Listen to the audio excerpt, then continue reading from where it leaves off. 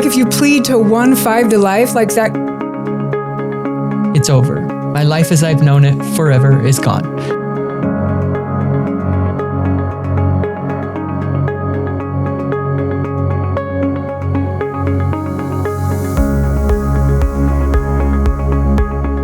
Welcome to the Living Louder podcast. My name is Portia Louder, and I talk about prison, redemption, hard things, amazing things. And today I have Sheri, who I work with, who is amazing, and she has an incredible story. So the first time, and I'm going to let you kind of introduce yourself, Sheri. Okay. But like the first time I heard your story, so we work together and we do virtual like support group meetings, Level Up IOP, people that are coming out of prison, right? Yep. And I was on a meeting, you facilitate meetings, group meetings. Yep. And as I was listening to your story, I was like, oh my heck, it's a crazy story. Yeah. And I know your sister too. So your family, you kind of grew up in like parents struggled with addiction. Yep. So give me kind of what was your childhood like? So when I was born, there's 7 years between me and my older sister, Melissa. So by the time I was born, we all have different dads. So I have four sisters, but Melissa was born first. By the time I was born into, there was already a lot of abuse happening. My biological father is a sex offender and was abusing my mom and my sister for years. Man. So that was the dynamic I was born into. He was eventually caught, got sent to prison, and then it was just me, my mom, and my sister. And she did her best. She got pregnant and then met Murphy, which was my stepdad, and so he your mom raised all of us. So your mom got pregnant for the first time when she was 12, didn't she? No, that was my grandma. Okay. Yeah, my grandma Sheri got pregnant when she was 12, but my mom got pregnant when she was 14. She had Melissa when she was 14. Okay. And then 7 years later had me. And so that really molded my childhood because I didn't know exactly what was happening. I was too young, but there was always just this energy. And so when I got old enough to kind of learn what had happened to my sister, I felt like a strong sense of obligation to like show up for her and like what my dad did to you is not my fault. And so it was a really confusing time growing up. And because of the age difference, there was 7 years between us. I always looked up to her. Yeah. But she was always way older, doing older things. And she got into a lot of trouble. And so that's what I was like, that's what I want to do. I just want to be by her. I want her to know that I love her. And it's really difficult to explain being a child, but like just having this sense of feeling like I need to prove to her that I'm not like my dad. So, was your mom using drugs and your sister using drugs at this point? My sister was in and out of trouble a lot. My mom was a bartender, so she was drinking. I'm sure there was some cocaine use. But her meth use didn't come until a little bit later on down the road. Okay. So I was a really good child. I got straight A's. I went to school. I didn't get in a bunch of trouble, but around 10 years old, that all changed. And my sister, Melissa, was in the gangs and doing all of that. And so that's kind of where my attention went. And I didn't so much care about being the smart. I was always told, like, you're so smart. You can do all these things. And I almost felt like that was a burden growing up because I felt like it put me in a different arena than my sister. And I just wanted to be next to my sister. So I started smoking weed. I stole weed from my sister in 5th grade, started smoking weed with the neighborhood kids. And by 14, I was fully addicted to meth. But let's make that make sense. So I know, right? No, you're kidding. Let's see, junior high happened. I got into a lot of trouble. I just had like a ton of energy I didn't know what to do with. And so I would fight a lot. And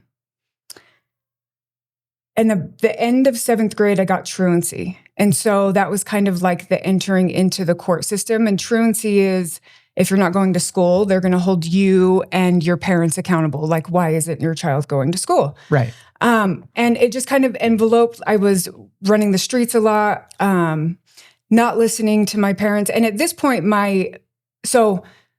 backtrack just a little bit. My mom ended up marrying Murphy, who we consider all of our dads, Okay.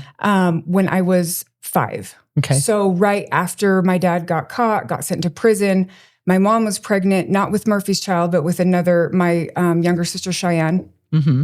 And so he was in the picture, and he was the first time any of us had experienced like a healthy role model male figure. Sure. But me and Melissa were already off course. Okay. And so 8th grade comes around. I am just hanging out in the neighborhood with all the neighborhood kids, use meth for the first time. I had already knew that my mom and Murphy were using drugs. I didn't know exactly what it was, but it was like all of the adults would go into the back room and close the door, and none of the kids were allowed. And so it always like piqued my curiosity, like what's going on in the back room, you know? And then my sister started having kids, and that's when she really warmed up to me. So I guess I just want to explain, growing up from the time my dad went to prison to the time my sister had her first kid, she didn't really know how to process what happened to her either. And so while I had this strong desire to like prove to her that what my dad did to her was not my fault, she also took a lot of her anger out on me. And so I think that's where some of my own anger issues came from, and not really knowing how to organize that or like where to place it. And so when I started using meth, it just felt right. I knew that life at home wasn't really healthy, and my parents weren't doing things that other regular parents were doing. And so it just felt right. And I remember from the first time I used meth, I never went back. Yeah. Like felt just something. Yeah. Said, this is it. This is what I've been looking for. And it took away, it made me feel like I could be the person I was trying to be, and took all the rest of the pain and the confusion and everything away. So, and then really quickly, I just started getting in trouble with the court. So truancy was the first one. I went to a few court dates, but as soon as I started using meth, me and my sister decided to run away to Las Vegas, of all places, on a Greyhound bus. And pretty dangerous. Yeah, at 14. And that lasted about 2 weeks before we didn't have any money, and we didn't know what we were doing, and we were in a completely different state and city. Came back, and that's when I got arrested for the first time and got sent to DT. Okay. I remember being in the courtroom. I laugh at it now, but so silly. Like when we're younger, we're always trying to be someone. Be cool. Yeah. So I show up to court in like this Adidas baby blue jumpsuit. It's like a sweatsuit. Like, I remember the judge telling me to step outside, and he's seen all of the juveniles before me first, and then had me go in after the courtroom was completely empty, and it was just me and my mom. Mm-hmm. And I remember him asking my mom, "Do you use drugs with your daughter?" And that like came as a shock. I'm like sitting there like, how does he know? You know, so of course, mom's not going to admit to that. Yeah, no. And so of course she's like, no, never, you know, that's not what's happening. And I had an attitude. And so it was like every time I spoke out of turn or I was disrespectful in court, he would hit his gavel and he's like, that's another week in DT. Mm-hmm. And so like by the time that was done, I was sitting in DT and was like, how did I get here? What's the heck? Yeah. And I remember being honest with someone who came and talked to me, and they were like, are you using drugs? And I told them, yeah, I am. And so they ordered me to go to Odyssey Adolescence. Okay.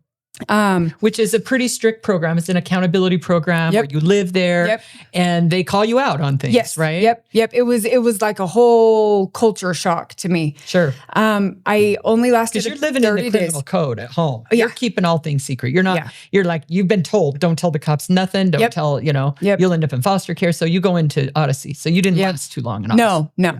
30 days. And then I ran. And that just started my in and out of the juvenile system. So I ran, I would get arrested, I would get put in another placement, I would run from there until the courts were like, okay, she can't sit still, so we're going to have to send her to lockdown facilities. So then I was in and out of a lot of lockdown facilities. By my my sophomore year, the cat. Yeah. She's cute. We'll see how she does. She might have to go in the other room. She takes over the camera. She thinks she's the star. Yeah, she's like, here I am. Yep. Sorry. So nope, you're fine. Anyway. So you're So yeah, in and out. So at this point, I've done Odyssey Adolescence. I've tried to do ASAP, which was an adolescence day treatment program. I did Farmington ONA, which was a lockdown, and then a lot of time in DT. And then they sent me to a group home. It was called the Birdhouse, and it was on the east side of Salt Lake. And I did really well there. They had me mainstreamed into high school. So I was going to Hillcrest High School. I was in the youth in custody class. So most of my classes were in a relocatable outside of the main high school, but you still had some mainstream classes. And I did so well there. My judge, who was Judge Valdez at the time, was like, if you can bring me on the next time you're supposed to check in A's, I'll think about terminating you. And I'm like, cool. Yeah. So I did, and he terminated me. And so I was free. Yeah. I was about 15. And how long had you been sober at that point? Probably about a year. Okay. Right on. Yeah. Get your head straight. Yeah. Yeah. But within about 4 months of me being completely terminated, I was back in Judge Valdez's courtroom, arrested with a bunch of charges. And he was like, I don't know what to do with you. Right. You've been to pretty much every program that there is in Salt Lake for juveniles. When you went back home, the drug use was going on and you just went. Oh, by this time, my whole everything had fallen apart. My mom's cars got repoed. The house in Kearns got foreclosed. Her marriage was on the brinks. Her and my dad's addiction was just completely enveloped them. My younger sisters, I missed my younger sisters growing up because I was in and out of the house. And Melissa, my older sister as well, at this point, she was like in Indiana or Washington. She was all over the place, having kids, running from the law, doing all sorts of crazy stuff. So my home life was completely falling apart. So I go back into court and he's like, I literally just terminated you 4 months ago. Right. I don't know what to do. So he gave me two options. He said, I can send you to Wasatch, which is like a prison for juveniles. There's Decker Lake and Wasatch. But at the time I was going through the system, Wasatch was the only ones that housed women. Right. Or I can send you to Forest Ridge, which is a program out in Iowa. Well, it's like the border of Iowa and Minnesota. And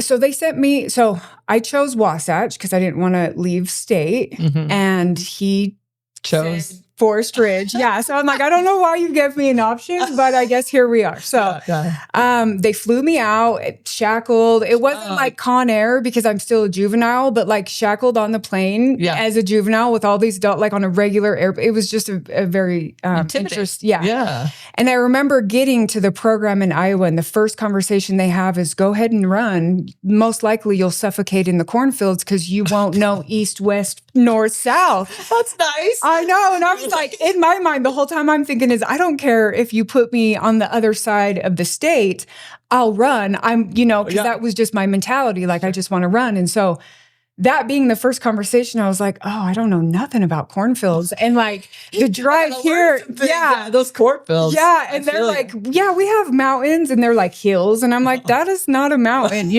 So just totally different environment and dynamic. I was in Forest Ridge my whole junior year.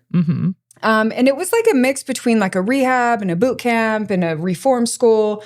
And it was literally this whole entire empty high school that we filled up from all troubled kids from all across the United States. So and it was only women, female. Okay. So I was there from other people from Utah, Vegas, Florida, Indiana, Iowa, Minnesota. And so they just kind of like piled us all. Like a prison. Yeah. Okay. So I completed that program, and it took me about a little over a year. And then they flew me back out. But because my situation at home had just gotten worse, my mom was in jail. My dad was in jail. Like, I don't know where my younger sisters were at this point. They were like, sending you back home is not an option. And I was so close to being 18. But where my birthday landed is I was always the oldest in my class because I missed the deadline. So they flew me back out and they put me in a Proctor home. They put me in a Proctor home out in West Jordan, and I had my senior year left. And I had to make up my freshman year because that was the year that I just was running. Yeah. First, like using meth, running the streets, all of that. So I made up my freshman year while I did my senior year by doing packets, and I ended up graduating with my class and walking and getting an academic letter. Wow. So school was never the issue. And I always was told, like, you're smart, you can do these things, you can figure it out. But it was like my attention and what I was being pulled and drawn to was the exact opposite. But if you put me in a structured environment, I would do really well. So I graduate high school and I'm like, okay, I know I messed up. I came back into the system after they let me out, but I just finished this program and now I just completed high school. I walked with my class, which I was the first one to graduate in high school in my family. Yeah. So I'm like, yeah, life is good. They're totally going to let me out of the system now. And I'm 19 at this point. Yeah. So I go to my court and Judge Valdez is like, you're part of JJS, which means technically we can keep you till you're 23. And I'm like standing in court thinking, what? I've had this like idea in my head, like I just need my freedom and independence from a very young age. And yet what he's seeing is she's doing so well with the system. We don't want to let her out. Yes. Right? Yeah. But you weren't having it. No, that like soul shattering. I was standing there like, I've done everything you guys have asked me to do. Did not see where they were coming from in any way, shape, or form. It was just like, blame me. I feel the same way. Yeah.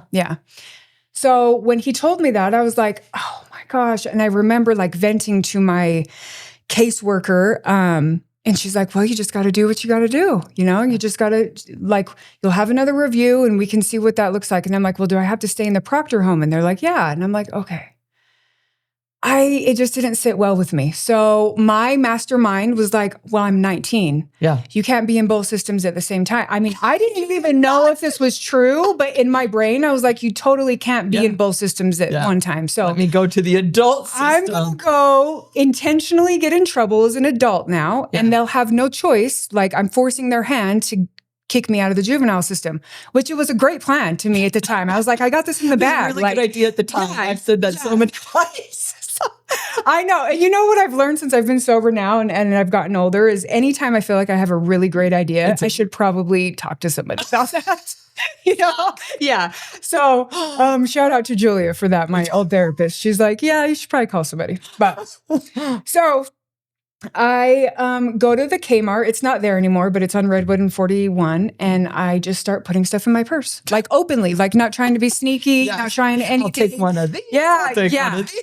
And I go and buy like a deodorant, I think like through the line and then go walking out the door and sure the buzzers go. Yeah, somebody's there and is like, hey, come back with me. And I'm like, okay. And I will never forget this because it was the first time ringtone, like you could choose music as ringtones started to come out like on phones. And of course my ringtone was Gangster's Paradise by Coolio.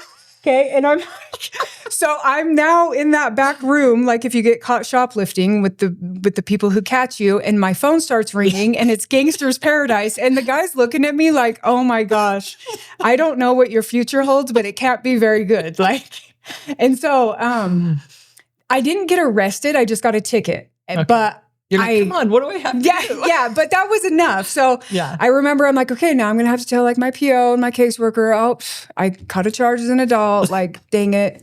And so I remember having that conversation and they're like, well, you just willingly walked into the adult system. And I'm like, I don't care. Yeah. I'm an adult now. At least I'll have my freedom, you know, like I don't know what I was thinking. And so I remember going into court at Judge Valdez and just like pure disappointment on his face. And he's like, well, I wish you well. And I don't know what So, but now I was actively going to court in the adult system and had a fine. I got a fine for the shoplifting charge. So, and then I relapsed. So I hadn't been using at this point when I was trying to, my mastermind plan.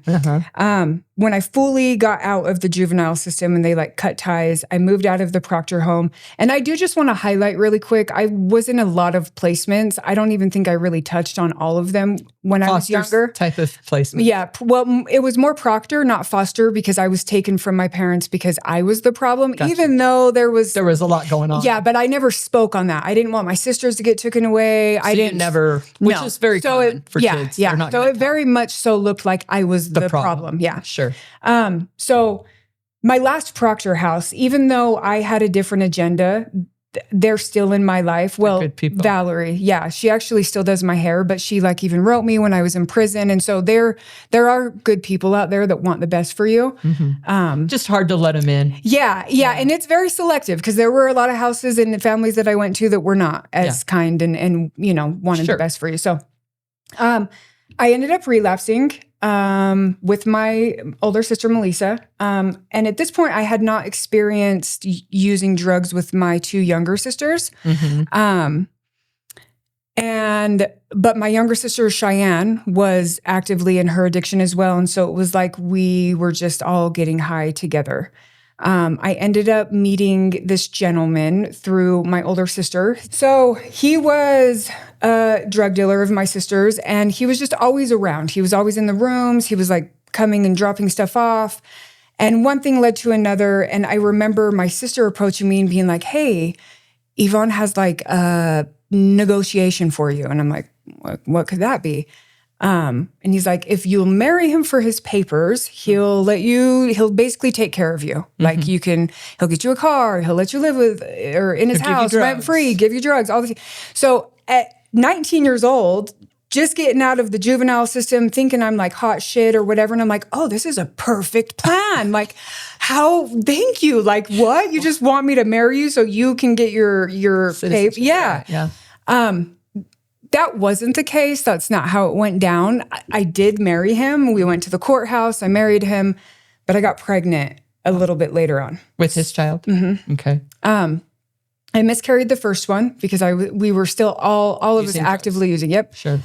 Staying in hotels in Midvale, just doing the whole, drug addiction thing. Right.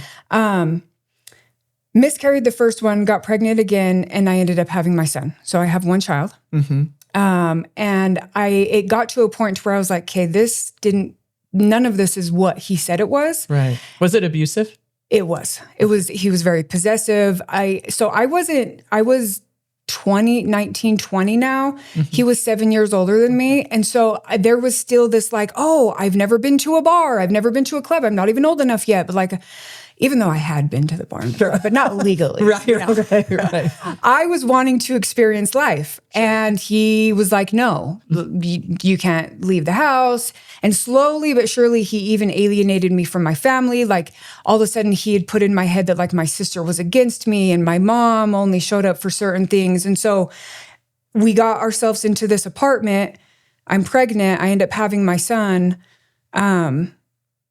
And after I had my son, I relapsed. So I stopped using meth during my pregnancy, but I picked up an OxyContin habit. Sure. And I just told myself, it's okay. It's from the doctor. Even though it wasn't my prescription from the doctor, It was my cousin's. And didn't know what that looked like. And so I remember. That's a really tough addiction. Yeah. Different than meth, right? Yeah, you way get so different. Physically sick. Yes. Right. And when I went into labor with my son, I had to get an emergency C-section. And it was miserable afterwards because I was so accustomed to OxyContins. Anything that they gave me, I was like, it's not enough. It is not working. So I remember sniffing and smoking OxyContins in the hospital room. I remember I couldn't breastfeed my son because I had an infection going on. And to be quite honest, I just felt like I was living someone else's life. I'm like, I don't know how this happened. This is not the life that I wanted to live. I don't really know what life I wanted for myself, but this wasn't it. And so, got out of the hospital, relapsed on meth, and our addiction really like went into the depths of the darkness at this point. And I just remember feeling so alone and so like I didn't know myself. I didn't know what my life looked like anymore. And I remember being able to talk my baby's dad into letting one of my friends come over. And it was the first time I had like hung out with someone. And so I was like, never wanted her to leave and was like, oh my gosh, this sucks. You were really isolated. Yeah, it was bad. And it was how she had to leave essentially. And I was like, well, I'm going to take you home. And he was like, kind of fought with me and was like, no, I'll take her home. And I'm like, no, she's my friend. I'll take her home. And I ended up leaving and not coming back for a few days. Like took the car, left him with my son. And at the time I also had temporary custody of my youngest nephew, Mauricio, because my older sister, Melissa, had left her 2 kids at a daycare in Midvale and never went back to pick them up. And me and my mom was an emergency contact. So while I was pregnant and about to give birth to my son, I was also taking care of my 18-month-old nephew. That's a lot. So I left all the boys at home to take my friend home and never came back. And I like pumped myself up and was like, okay, I'm going to go back and I'm just going to tell him, I'm not in love with you and I don't want to be with you. And I thought that like this was an arrangement to help you get your citizenship, but we have yet to take any footwork or any steps to make that happen. And so I'm done. Mm-hmm. I think we should part ways. And he, not only was he obviously really angry that I had been gone for a few days with no word of like where I was, but he didn't like hearing that either. So it turned into a full fight. And I just remember trying to get out of the apartment and I couldn't. And like, I had like drag marks on the paint of the wall, like trying to just not let him put me in the bedroom. He was trying to put me in the bedroom. He essentially got me in the bedroom, zip tied me, and just started telling me like, I will kill you. I will cut you up in pieces and nobody will know that you're dead. And I could hear my son and my nephew in the next room crying. And I'm just like, I don't know how I'm going to get out of this. And it lasted for what seemed like forever. Eventually, my neighbors called the cops. And for whatever reason, I still, to this day, there's some things in life where it's like, you just know it was God or some force bigger than you, because he answered the door. And the mind frame he was in, and also knowing like what was transpiring inside that apartment, normally people wouldn't answer the door, but he answered the door and the police just like took one look at him and like there was holes and stuff in the wall, could see something was wrong. So he was arrested that day and he was deported. So that left me with my son and my nephew in this apartment. And a lot of trauma, drug use. Yeah. Yep. And I kind of just turned it into a trap house. I started all the people I wasn't able to see for, the last year and a half, I just started letting come over. And eventually I got the eviction notice on the door and I was like, I don't know. So I got kicked out of that apartment and then was living on the streets. Ended up in Midvale back with my sister, with my, Oh, wow. But I would go and drop my son off at my mom's and I would just like leave her some dope and be like, here, just watch the kids. And that was the dynamic for quite a while. And went back to hanging out with my older sister. And at this point she was hanging out with a lot of gang members. I mean, my whole growing up, she was always hanging out with a lot of gang members. But this, just to be clear, Melissa's amazing. She's also in recovery and I'm going to have her on the show. Yeah. She works with us too. But at this point, you guys, really rough time in your life. Okay. Yeah. A lot of crime. And it was like a step up from the stuff I was doing as a juvenile. As a juvenile, it was just like little dumb things, breaking into stuff, whatever. But now we were like, robbing people, doing all sorts of stuff like that. So, let's see. I mean, really, it's just. So how long was it from the time that he was deported and you guys are on the street to the time that you get yourself caught up and end up in prison? Like what took place there? It was like maybe less than 6 months. Oh, wow. Yeah. Okay. So by the time I was 21, I got arrested for aggravated robbery and was sentenced to prison. What were you robbing? I robbed Taco Time. Okay. My co-defendant, I'd only known him for 9 days prior. I knew his brothers. He had just got out of prison. And so like we even went and picked him up from the prison. I did not know this gentleman very well. Yeah. I had learned in that small time frame that he had just got done doing like 3 years for robberies. Mm-hmm. I just remember so we were in this house and a lot of drug use, a lot of people in and out, trying to like think of our next come up or our next lick, like how we're going to, make ends meet.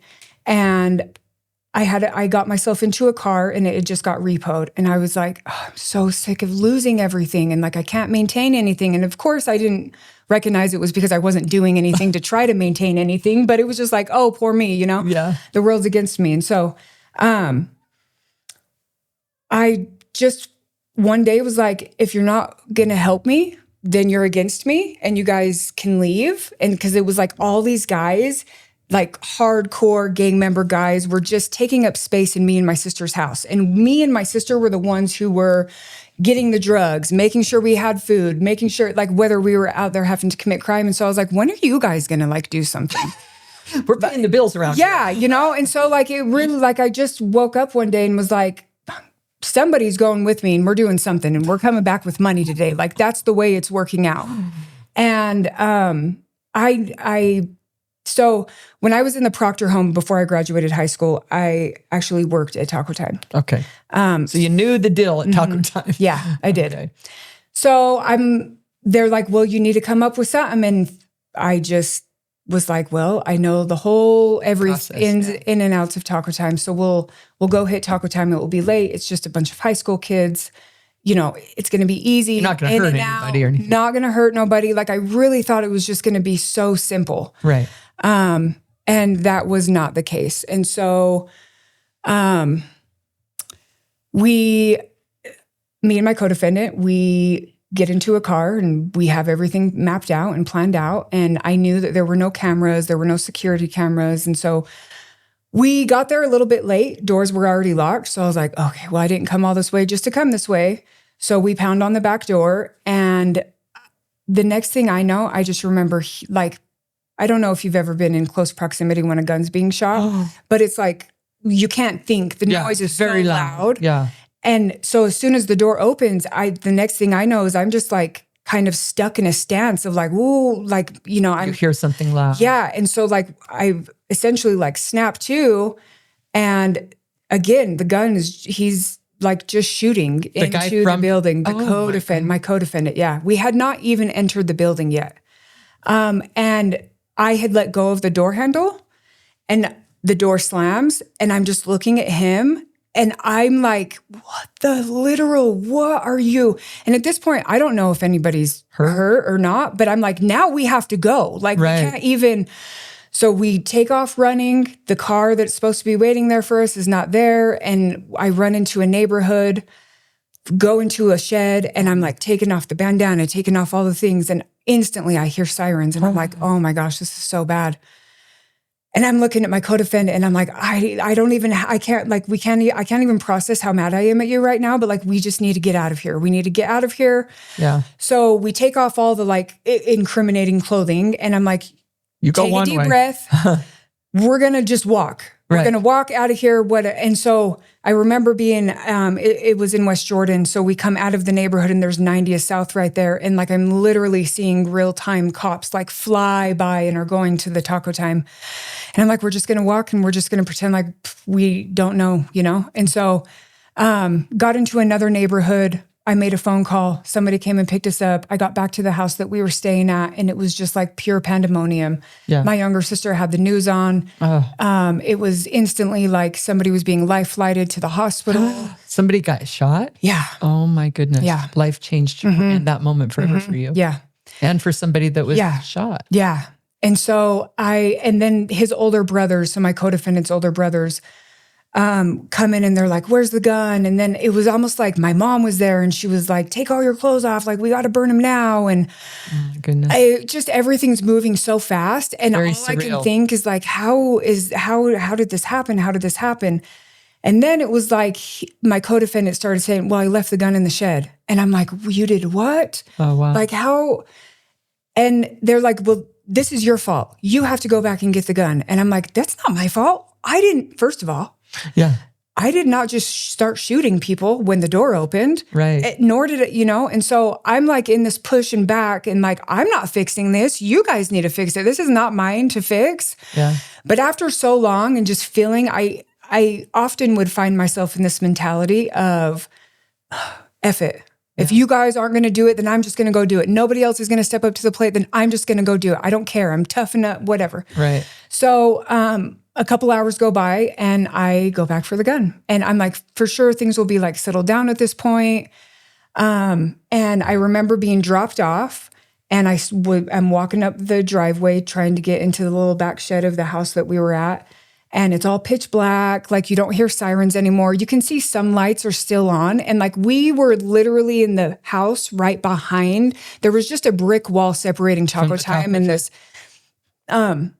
So like I could tell there's still activity, but like I'm just trying to get in, out, and then on my way. And I'm getting closer to the shed, and all of a sudden I just hear, "Put your hands up, don't move." And I'm like, oh my gosh, I'm trying to like meet her, like slowly turning around where the car is and like trying to see who's talking to me because I can't see who is talking to me. I can hear them, but I don't know where they're at.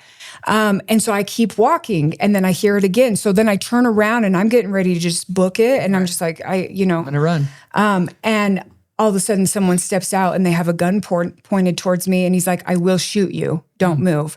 And so I just remember like getting on the ground and then a bunch of cop cars come. And at that point I'm arrested. Yeah. So can I ask you something? It sounds scary and overwhelming and painful.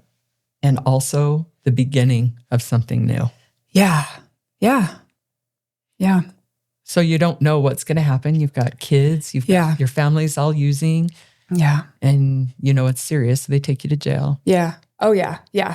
And at first, like when they have me in the room, because I'm the only one that's apprehended, the getaway driver, he's seen like all the cops pull up, so he takes off. So they go after him. So it's me and this guy, but this guy had nothing to do with the actual robbery or attempted robbery.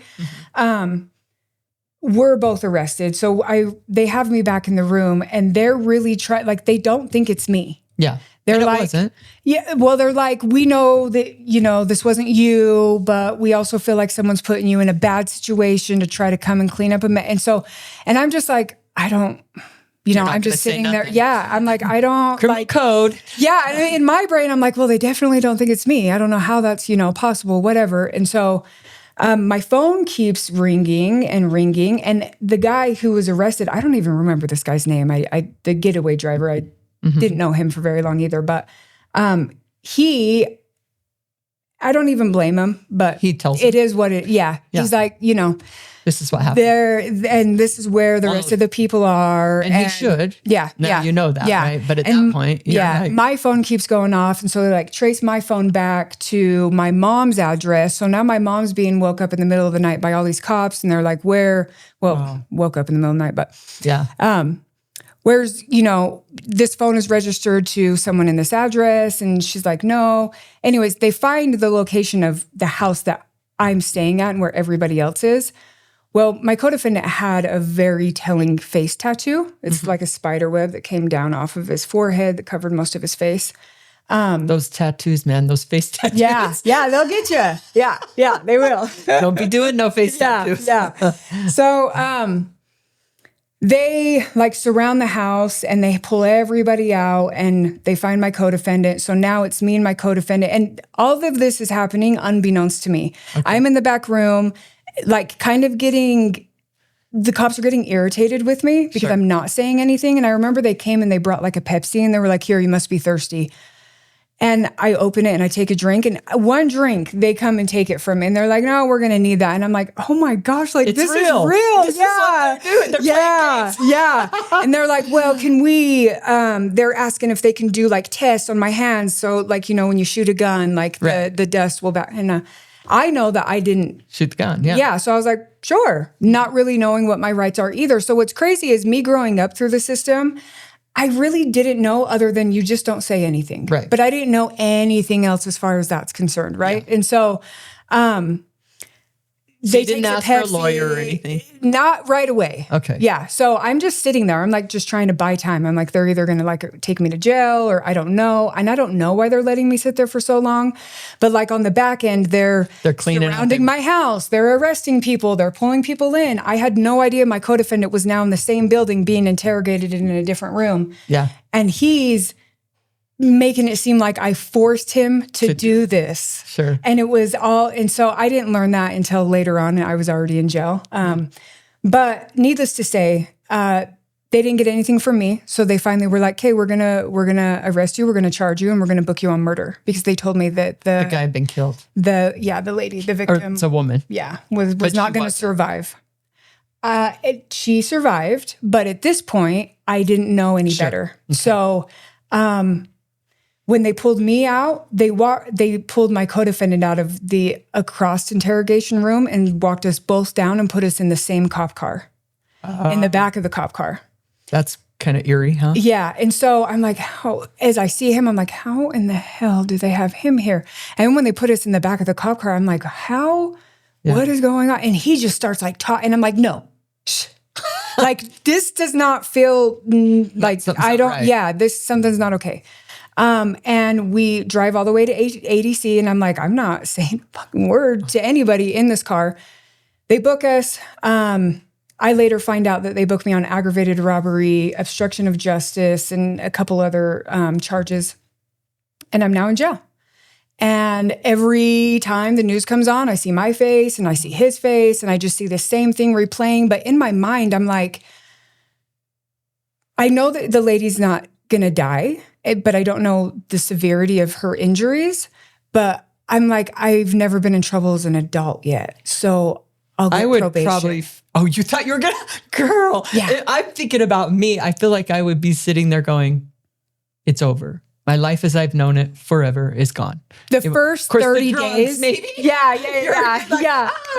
I'll get probation. Yeah. Like the first me going into jail before I recognized that the lady was not going to lose her life. Yeah. It was my life is over. And I don't wow. Yeah. I could have never imagined anyone getting hurt. And I also could have never imagined that I'm going to be sitting in prison for the rest of my life.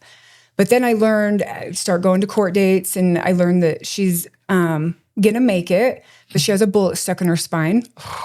And,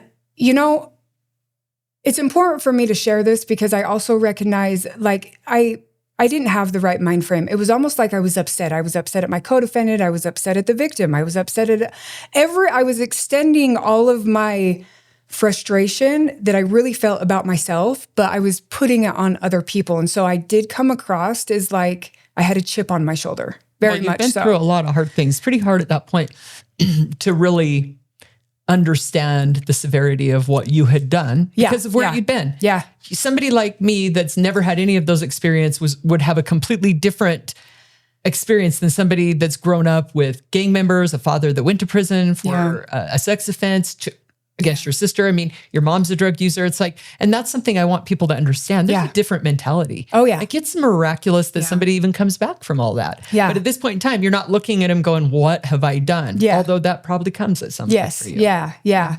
So, and then I have my LDA telling me, look, it's not looking good for you. You probably are going to want to take a deal. Right. And I'm like, well, what does that look like? And he's like, they're willing to drop all the charges if you plead to 1-5 to life. And I'm like, 5 to life. Did you hear what you just said? Like if you plead to 1-5 to life, like that could potentially mean the rest of my life. I'm like, no deal. Just one? That's all? Yeah, like no deal. Yeah. That doesn't seem. So I fight it and it gets to the preliminary hearing, and that's where like the defense gets to prove, put out like, and at that point I was like, oh, it's not looking good for me because I worked there. So they had me, they're like the mastermind. Yeah. Which maybe you were worse in some, you know what I mean? Like I know that's what they conspiracy call is always worse than the leader organizer. Yeah. Right. So, and then like the getaway drivers there and they're pointing at you. Yeah. You know? And so I get scared and I'm like, he's like, my LDA's like, if you don't take this deal, you're going to be sitting in prison for a long time. If you take this deal, you're maybe only going to be sitting in prison for like 7 to 10 years. Mm-hmm. And when you're that young and also... That's a lot of time. Yeah. And I've been locked up on and off since 14 now up to this point. So 14 to 19 was the only time I was out on the street is if I had ran from a program or a proctor home. Right. And that was always short-lived. And then, I had the 2 years of being in that super toxic, abusive relationship where I was alienated. So it felt like I was locked up in a sense. To now, him saying like only 10 years, I'm like, that's the rest of my life. It feels really long at that age. It is a lot of time. Yeah. At that young of age, I couldn't fathom what my life would look like 10 years from now. So. And you've got a kiddo too. Yeah. Yep. With no father in the mix who's been deported. It's family all using drugs. Yep. That's pretty overwhelming. Yeah. Yeah. So I went against what everyone, my mom, my sisters, even though they weren't in the right mind, I went against everyone. I was like, hey, I'll take the deal. And so I pled guilty to a 5 to life and regretted it. Like as soon as I left the court and it was like, oh my gosh, why did I do that? And then I started letting other girls that I was in jail with like get in my ear. And I was just like, I don't know what to do. Like, I'm so stressed out. I don't know what to do, but what's done is done. I remember going back into court one time and trying to withdraw my guilty plea. That'll make everybody mad. I tried that one. Yeah. Dude, and like, they were like, were you coerced? Were you not like, were you under drugs? And I couldn't say yes to any of these things because the truth of the matter was like, I just didn't know what I was getting myself into. Right. So he's like, yeah, I'm not going to approve you withdrawing your guilty plea. And the day that I was sentenced, my victim showed up to court and I was fully prepared with like an apology and was like, this is my one last chance to just give me probation, give me a second chance, you know. And I remember telling the judge, like, I am so sorry for what I've done. Like, and he's like, I don't know why you're telling me. You don't owe me the apology. You owe the apology. He's like, why don't you turn around? She's in the audience and you can apologize to her. And I didn't foresee that being an option. And I just remember turning around and very insensitively being like, I'm sorry. It was not genuine. I was so tailored on like, it's the judge who I have to persuade. And you hadn't all done the that things. internal work of understanding what you not really at all. done. Yeah. So, and then I turned back around and he goes, I'm sentencing you to the Utah State Prison for a minimum of 5 years and up to life. And at that point, everything was just kind of like, I don't even know what was being said. And I just remember being walked by the bailiff back into the back area and being like, damn, okay, I guess I'm going to prison. And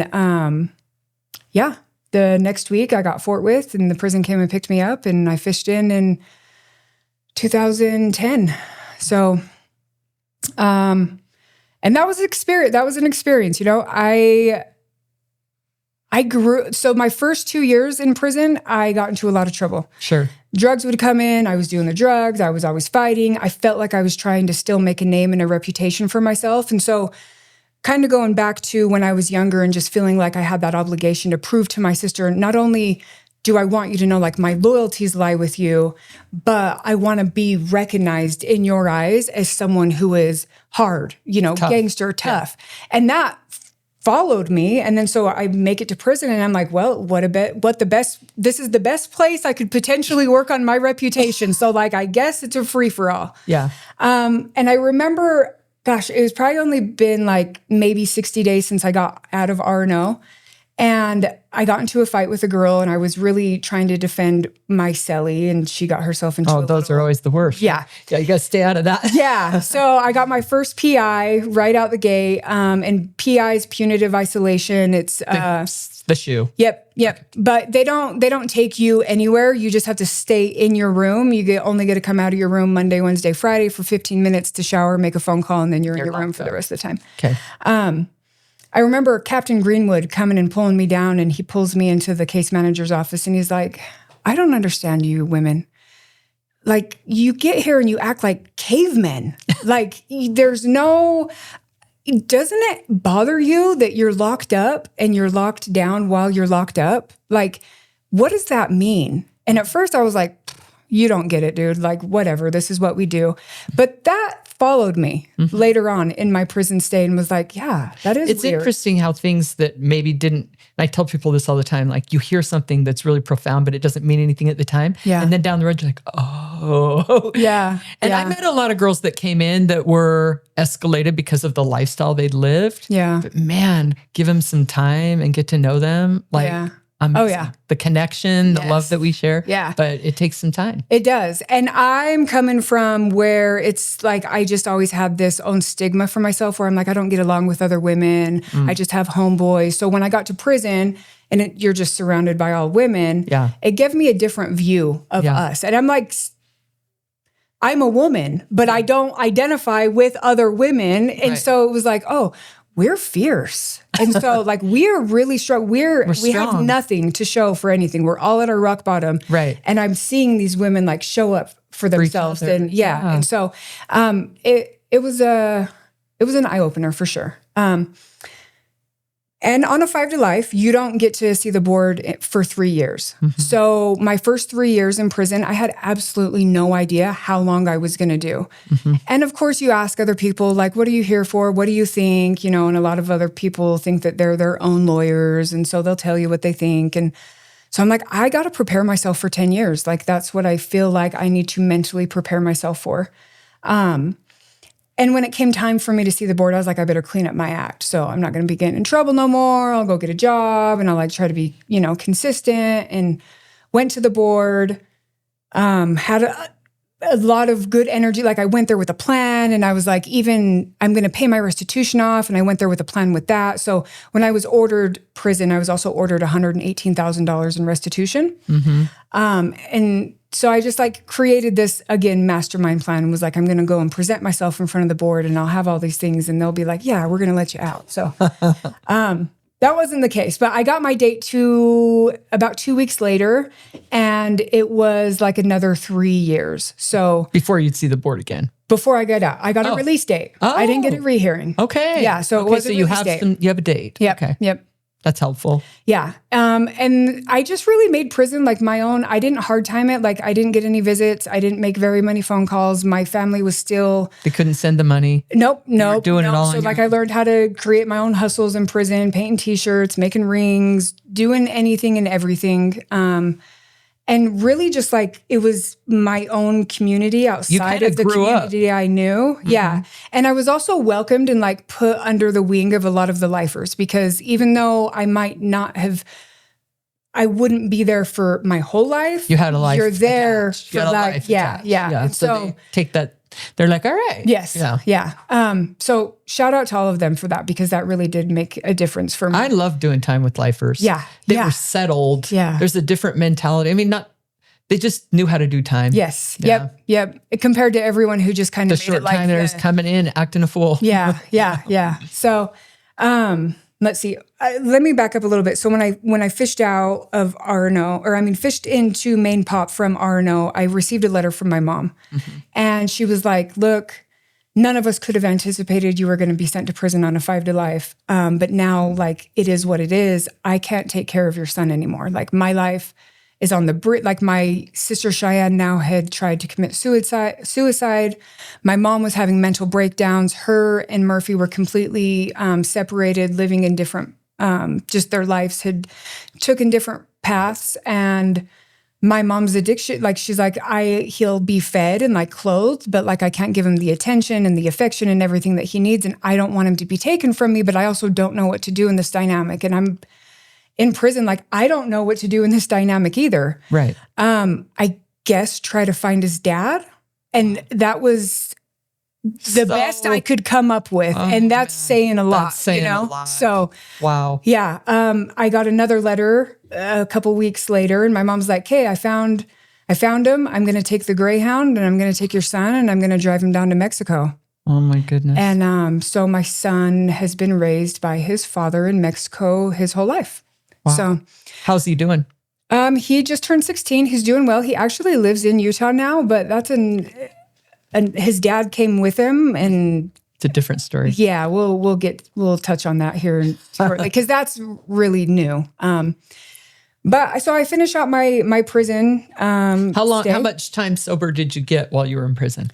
About 4 years. It was my first 2 years where I really played around. I would do gabapentin and like take some pills every so often, but the last 2 years of my prison stay, I was sober. Yeah. And you didn't use meth or anything the last 4 years? Nope. Gotcha. Nope. Yep. Okay. And then getting ready to get out of prison, I was like, okay, they'll probably send me to Orange Street or like a halfway house because I don't have any family. I don't have any responsible people that I could parole to. And they didn't even give me that as an option. And I remember asking like, hey, I need somewhere. If I can't find an address, like what's going to happen? Yeah. Do I just stay in prison? Or at that point you opt out? Hard to imagine. Yeah. And that's, I want like listeners to realize I had family to come to. A lot of people do. There's a whole bunch of people in prison that have nowhere. You had nothing to go to. Yep. My baby sister, Abby, so there's 6 years between us. She's the only one who did not do drugs. She left the house at like 12 years old and was like, you guys are crazy. I don't want no part in what you guys are doing. Got herself through school. But I missed her whole upbringing, and I didn't feel like I had a super close connection with her. And she kind of was always getting the shitty end of the deal from the rest of us because we didn't have our shit together. Right. But when they told me Orange Street was not an option, I was like, I'm going to have to reach out to Abby. So reached out to my sister. She agreed to let me parole to her house. And I get out. All my sisters, my mom come and pick me up. So my oldest sister, Melissa, was sober. Yeah. By the time I was getting out of prison. And she pretty much brought sobriety to the family at that point. She was the first one that got sober. Yeah. So like really cool. Hindsight's 2020, but like looking back, everything I knew, I learned from her. Yeah. From the streets, running around with gangs, my addiction, everything I knew, I learned from her. So when I got out of prison, and she had like 2 years sober at this point, she went through Odyssey. I didn't know her. You didn't know each other. You met each other for the first time. Yeah. Yeah. And wow. I was just like, whoa, who is this person? Like, and she's a tough as nails. Yes. Because she had to be to get through it all. Yeah. So she's like, I'm going to support you. Like, we're going to do this. And I was like, okay, my mom wasn't sober. My younger sister, Cheyenne, wasn't sober, but they weren't like super crazy off the rails. I move in with my sister, Abby. I get a job right away, but I get into a relationship from when I was like 14, when I first started using meth. And relationships can take you right back to prison, worse than drugs. Yep. Okay. And he had just got out of prison. And I talked my sister, Abby, into letting him move in with us. So now me and him are living with my younger sister, Abby. And within 90 days, he's drinking. It turned like a full fight, turns into domestic violence. Yeah. I'm like, I'm not doing this, dude. Packed up all of his stuff, put it on the porch. And I was like, sayonara, like I'm on parole. I got way too much to risk and lose. He was actually terminated off parole, even though he had just got out of prison. So it was easier for him to be kind of like loosey-goosey with life. And I was like, no, dude, like I'm trying not to go back. Like, and if I do go back, I'm going to go back for a long time. So, kick him out, and then I just am, on the straight and narrow, just work. I'm getting up. I have 2-hour travel, taking the UTA to get to work. And so I just trying to do bare minimum. You have family that's going to give you the money to get your license and drop you off. Yeah. You're doing this on your own. Yeah. Yep. Yeah. Takes a lot of grit. Yeah. And then I start getting lonely. And always those relationships. Yeah. When I got out of prison, I didn't create a Facebook. Facebook, I think, existed before I went into prison, but it was brand new. It became a big thing. I didn't do any of that prior to prison. So when I got out, I was like, I'm not missing nothing. So I didn't create a Facebook. Well, I started getting lonely, created a Facebook. And then all of a sudden it was like a blast from the past of all these people, like from childhood to all. So I started like communicating with people again. And my ex, the one that I just was like, no, he starts messaging me. And at this point, he's like got all these nice things and all money and whatever. So he shows up at my work with a pocket full of dope and all this money. And it's just like, come on, it's all right. Just one time, And at this point, I know that I shouldn't, but for whatever reason, I'm like, okay, yeah, just one time. So I use with him. And at this point, I'd had about 2 going on 3 years sober. And how long had you been out of prison? 6 months. Oh, dang. Yeah. Did it take you right back to prison? No.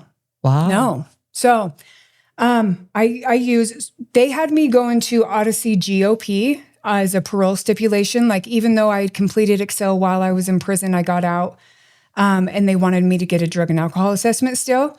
And I'm like, I just did 6 years in prison and I completed the drug treatment, but okay, whatever you guys want. So after me doing the assessment, they're like, yeah, some sort of aftercare would be helpful. So I relapsed one time with my ex and I don't have to UA for like a week. And so I'm like, I'll be good. And then I UA and it's a week later, it's dirty. And I'm like, oh my gosh. So I have someone call me and they're like, hey, your UA popped. And I'm just like, I did it again to myself. Dang it.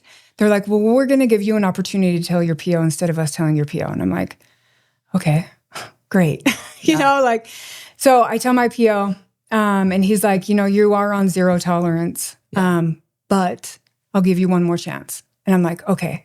And at this point, I'm like, no, like my boundaries, I'm like, I can't even talk to you, Chris. It's too triggering. It's too many things. So again, I just kind of shut everything off, social media, and I'm just trying to make it, going to work, all of these things. And a couple more months go by and I start hanging out with people from prison. And I start getting high. And I don't stop at this point. I'm not in GOP. So the only time I have to UA is when I go check in with my PO, which is like once a month. So I'm like, I can maintain the 1 foot in, 1 foot out. My younger sister started seeing signs right away because I like just jumped into full blown when you're using addiction. Yeah. They see it. And I remember her staying back from work because her and her husband would always leave before I would leave. So I kind of would like use that as like, okay, they're out of the house now. Well, they stayed back one morning and I remember her approaching me in the kitchen and just being like, hey, are you using? And I just lied to her. And she was like, well, I don't believe you. So you're going to have to pack your stuff and you're going to have to go. Yeah. And so I did. And I went back with my ex and I'm like, oh, well, see, you started this process now and now I don't have nowhere to stay and now I'm your problem and let's just be a problem together. Started staying with him, got myself into an apartment, and was doing the 1 foot in, 1 foot out. So I would go check in with my PO. I would make sure I was clean or I'd be able to UA clean. Because I had a male PO, he always mouth swabbed me. And there was like this mouthwash that you could get that would clean your mouth. And I'm like, I don't know if it's really going to work, but I'll risk, trying it. And it worked. And I did that for 18 months. So I successfully terminated parole high the whole time. Wow. And in this super toxic relationship. And I was committing crime. So by the time I terminated parole, a week later, I had a summons to go into court because I had warrants. Dang. So I was off paper. So how long have you been clean right now? In December 5th will be 8 years. So we're going to jump. Tell me like what it was that brought you to where you finally really did get clean, what that final change was. Yeah. And what's happened since then. So I was arrested in Duchesne County. Never had even been out that way before. I was going to like support a friend for court. She was driving. I was like in and out of sleep. I had started using bath salt the last 8 months of my addiction, which totally changed the game. It's worse than meth. Yeah. It's the one drug, like in my early recovery, crazy. I had to like lie to myself and it's like, it's not even like you can't get it anymore. It's just soul sucking. It's the worst. Yeah. Yeah. I've seen people, I mean, I've never used that, but I've seen people that I'm like, whoa, that's so you're really in the thick, worse than ever in your addiction. She gets pulled over driving. She has a warrant. I know I have warrants. The cop comes. He's like, well, she's like, I'm going to take care of the warrant right now. He's like, I'm going to have to take you. But if that's the case, the judge will just let you go. Your friend can follow you up there. He asked me for my name. I gave him my maiden name, knowing that it's probably not going to work, but it did. He let me go. So I follow them to the jail, and then I sit there and paranoia starts to set in, and I'm like, she's definitely in jail. I got to go. So I make my drive all the way back down through the canyon, like into Heber from, that stretch. And I get a phone call from her, and she's like, no, they're going to release me. Please come back. And I'm like, dude, I can barely stay awake driving. Like, I'm like waking up just in the nick of time. It's not safe. It's really dangerous. I make the drive back up there, but as soon as I'm passing the same cop who pulled us over the first time, he pulls me over and he's like, you don't happen to go by Moreno as well, do you? And so I was arrested at that point. There was drugs in the car. And that prosecutor was like, we're sending you back to prison. Like, you've only been out of prison for, it was like 18, maybe 20 months at this point. And I had a bunch of stolen property, people's mail in the car. There was drugs in the car. He's like, yeah, we're not giving you a second shot. Made a phone call to my sister. I had already burnt that bridge because when I started using, once I got out of prison, she didn't want nothing to do with it, rightfully so. Right. And I felt ashamed. So like I separated myself from them. But I called her and she's like, well, I can get you a bed and treatment if that's what you want. And I was like, oh, I don't know. Is that what I want? Well, I definitely don't want to go back to prison. So then I'm like, yeah, that's what I want. So it took a lot of work because that prosecutor wanted to send me back to prison. And to be honest, he should have. All of my actions up to this point were warranted to send me back to prison. But I got a second chance, third, fourth, however many chances you want to count at this point. And they released me and gave me 3 days to turn myself, basically self-admit myself into Odyssey House. And I did. And I was there for about a year before I got into a lot of trouble in Odyssey when I first got there, because I didn't really know if I wanted to be sober. I was just trying to avoid going back to prison, to be honest. And I didn't have a lot of belief in myself that I could be sustainable and be sober at the same time. But that's where I felt like I had met my match when I entered Odyssey, because the staff there, they were like, they could see through my bullshit. You got people that have all walked the same path. That's why it's so powerful to be in an accountability program. And shout out to Odyssey. Yeah. I did a program like that in prison, and it seems cruel and harsh for anyone else. But when you get there and people call you out, you're like, okay, they know me and they're not going to let me get away. And that's actually caring to call you out. Yeah. Right? And up to this point in my life, I had either had surrounded myself with people who were okie dokie, you know, whatever, or like my yes people, like, yeah, let's go make that bad decision together.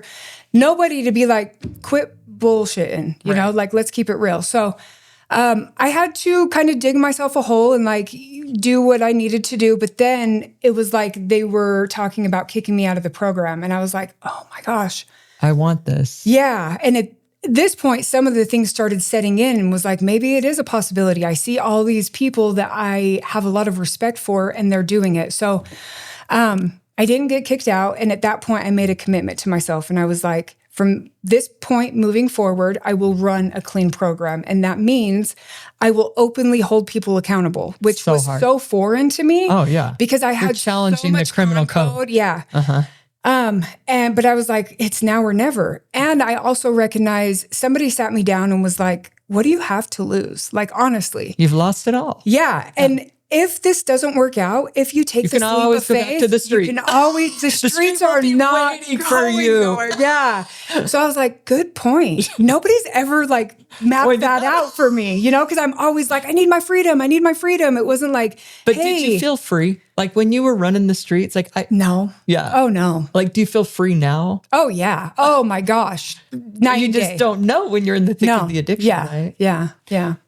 So, so you made it. Yeah. Got out of, I graduated Odyssey. I graduated drug court. They put me in drug court at the same time. And the last thing, it was like a slow taper of support for me. So you went from residential to outpatient to then once I graduated that, I was still on drug court. Then I completed that. Then I was still on probation. Then I completed that. And right away, I was offered a job for Odyssey after all my stipulations were done. And I went into working in recovery, which I 100% believe is what gave me the foundation to have 8 years now. Yeah. So there's just a constant reminder. And you work with us now. Yeah. Yes. Which is amazing. Yeah. What would you say to somebody who is where you were? Like, what would you say to yourself when you were running the streets? You have all this trauma. You've been through it all. Like, what made a difference, or what would you say to somebody that doesn't believe they can live sober, that's deep in the system, right? They've grown up in the system. Parents are addicted to drugs.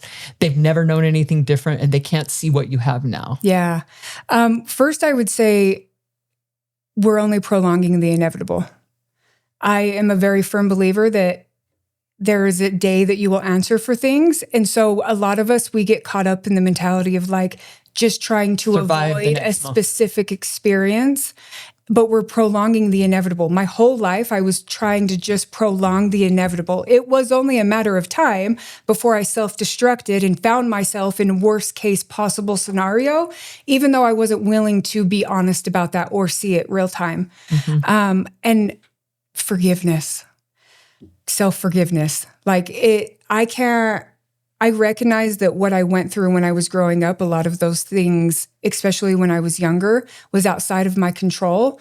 But as an adult, I can either choose to still harbor energy and resentments towards that, or I can just forgive and continue my path moving forward.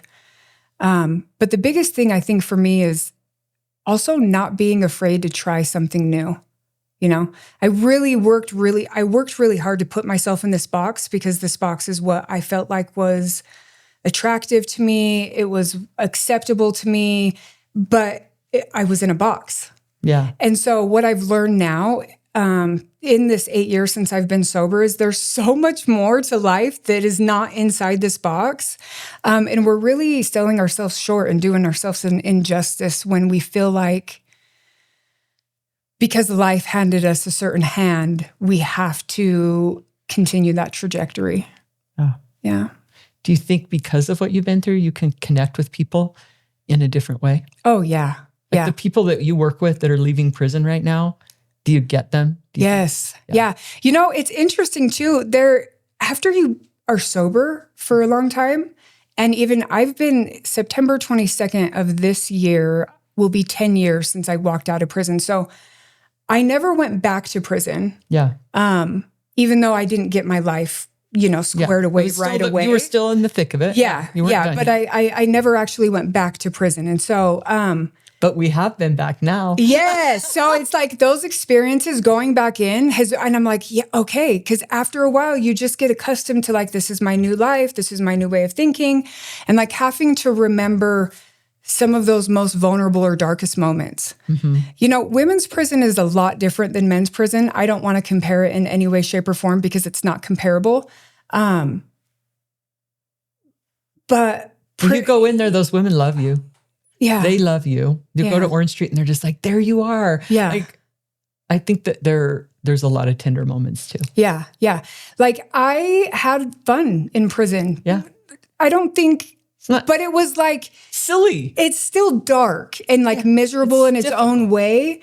But it's like, I didn't have to constantly be worried about like protecting myself or like, who am I going to fight? Maybe in a way, safer. It was like protection for you. Yeah. So, but my heart bleeds. Like I have so much love and I 100% believe that it takes us by getting out and doing it and figuring it out to show up and show the rest how it can be done. Absolutely. What's happening right now in the reentry field, recovery field, like it's bar none. It's never happened before. Yeah, we're doing it. When I got out of prison, there was no release day where people were just lined up trying to give you resources and trying to be supportive. And it was just like, you're out and like, sink or swim, we wish you well. Right. And so it's really beautiful. And you get to see like the older homies or the people, who you learned the most from turn their life around and they're doing something different. And it gives hope like, oh, there's a different way. Right. We're doing something different. And you don't have to change everything about yourself. I think I got caught up on getting sober and I was like, but I like rap and I like certain things and I don't want to let that go. And you don't have to let certain things go. You can still be who you are in essence as a person. We're just not chasing death anymore. Right. And we're not hurting people. Like, I feel like there's a sense of us recognizing collectively, we've done so much damage. It's our time to show up and like help, and show the way. So thank you so much. Yeah. You're amazing. Yeah. And your story, like the first time I heard your story, I'm like, pretty sure if somebody zip tied me and put me in a bedroom, I'd be done. Yeah. So you've survived so much and give people hope. Yeah. Thank you. So anyway, thank you for listening to the Living Louder podcast. We'll be back again with another episode.